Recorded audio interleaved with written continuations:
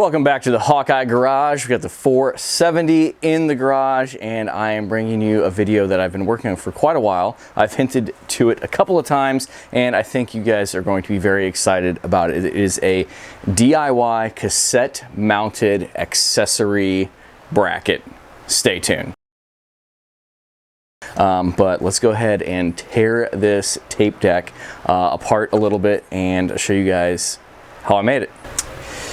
Okay, I actually have two tape decks. Somebody on the Facebook GX page was nice enough to send me an old tape deck that I could work with because I've been working on this a while, just kind of tinkering.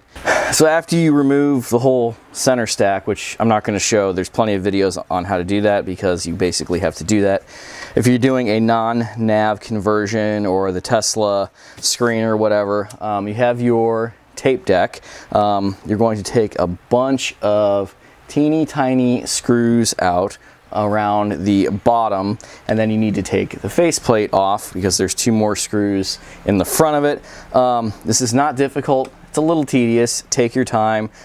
There's plastic clips. You need a little screwdriver, little flathead, and a little Phillips. Just take your time.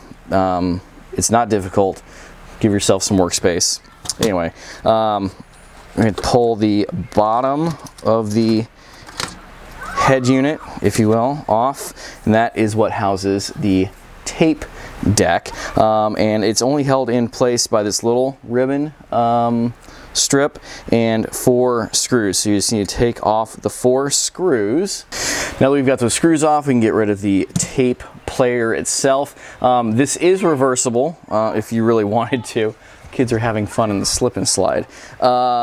These little spacers here, you're either going to need to get longer ones altogether, like I did, I'll show you that shortly, or get some additional space in there. You're going to need right around 1 inch of space plus the screws. You'll have to get the correct size screw, longer screw that will fit in there. What I did was I just drilled out the tops of these and punched them through, drilled like a 3/16 hole and used like number 10 threaded machine screws. That gave me a little bit of slack so I could kind of tweak the bracket to the right angle sitting out of the tape deck before I tightened it down, which is what it looks like now. So this is the bottom of the tape deck. Hopefully my screws aren't too long and hopefully they won't hit anything in there. I don't think there's anything below, but you can see I didn't really know what size spacer I needed because it was kind of a trial and error having to mount it, put it together, and see if it fit.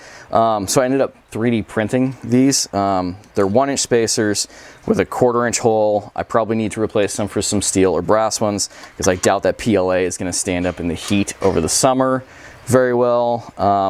Glad I just remembered that. So there's that. But like I said, you could put that all back together. Now, I do have a paper template that you can see here. It's a little rough. I had to take a little bit extra out of this one, and I need to do that to this paper. I'm going to scan this into my computer and have it in a PDF file. If you would like it, email me, hawkeyeskunkworks@gmail.com, and I will send it to you, and you can make your own bracket with that. So I'm going to go ahead and slap this plate back into my tape deck, screw it all back together. Then we'll put it in the car and talk a little bit more about how it fits, and we'll talk about that front bracket and why I did this and what I plan to do with it. Here's the bracket installed. You see I just got my 2 holes here for mounting that other piece that you saw. Let's go ahead and bolt that on. There it is. This is just a piece of, I don't know, it's like 1/2 inch or 3/8 right angle iron that I picked up at the hardware store. And then you can see I cut a little just notch in it and I put it in the vise and put a little bend in it. I may need it, it's really close. I may need to bend that back out. And then I used a riv nut in the bracket itself with a little Allen screw from the bottom, and of course I ran out of riv nuts, so it's only held in by 1. I don't mind the setup with the nav. I've done a couple hacks to make it a lot more usable. Go through some of my back videos about hacking some of the wiring so you can use controls while you're driving, or so your passenger can use the controls while you're driving for the back. I basically can have 2 videos running in here at the same time. I've got Bluetooth now, and I just hated that tape deck, the tape slot sitting in there. All right, so now you can kind of see a little bit more. I've got that Bofang mount here. Honestly, it's just stuck on with 3M tape, just kind of for like fitting. That was another idea I had behind this. Like this bar, I think I paid like $5 for like a 2-foot, 3-foot section of this stuff. You could drill holes in this because you can unmount it from the main bracket, drill holes in it, whatever you wanted to, screw 3D printed mounts to it. This is a water bottle holder for a backpack that's just on Molly straps on the back that, I don't know, we could probably use trash or another water bottle, some kind of storage on a road trip. You can see I threw some water bottles down here just to show, like, you know, size comparison. I've got the Blue Dog Design Works panel with the cup holders in it. It doesn't interfere with anything. This is a clip that I designed kind of myself. Just I've got that stuck up there for the mic. I don't always have this in here.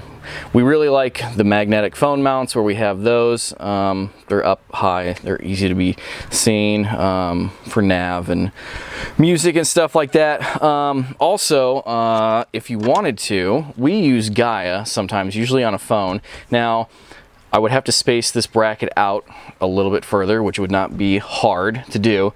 But I've got my iPad. Like, if you wanted to link your tablet to your phone, Bluetooth or Wi-Fi or whatever, you could totally make your own tablet tray up there. That would be easy. So you could make interchangeable mounts, drill holes in them, mount stuff. You mangle one up, you build another, and you go from there. Yeah, I'm really happy with how that came out. I think it looks really cool. It's not gonna interfere, I think, safety-wise. You know, definitely not with an airbag. I don't think you're gonna have to worry about hitting it with a knee when you get in. So yeah, I'm really happy with that. It doesn't get in the way of, I can still use the button. This is the volume, which I always use the steering wheel. This one is the seek or tune, which we never use. This is the seek and the track that I never use either, because if it's a disc, I use the steering wheel. If it's my Bluetooth auxiliary, I use the controller down here or my phone. You can still get to the buttons down below to switch to your auxiliary and tape and FM and stuff. So yeah, I'm really happy with how that turned out. If you guys have any ideas, feel free, obviously, leave them in the comment section or email me again, hawkeyeskunkworks@gmail.com. Well, there you have it. I hope you enjoyed that. I hope it made sense on how I did it. Again, comments, questions down below, email me. And if there's enough interest on certain things, I'll do a follow-up video. I still need to take it back apart and put another riv nut in it and drill a couple holes for that radio mount and some other things. But I think the platform, the main base, is a really good jumping off point for whatever attachments that you may want to make. Really, the sky's the limit is there. I still need to take it apart and replace those 3D printed spacers with some steel ones. It all seems extremely sturdy mounted in there, and yeah, so I don't really have any concerns with that. So if you're new to the channel, please subscribe, turn those notifications on. It's a lot of the type of stuff that we do on the channel. So follow the links down below, or my Instagram, my Facebook, where I post a lot of other stuff besides just this. And until the next video drops, thank you for watching. Take care. Goodbye.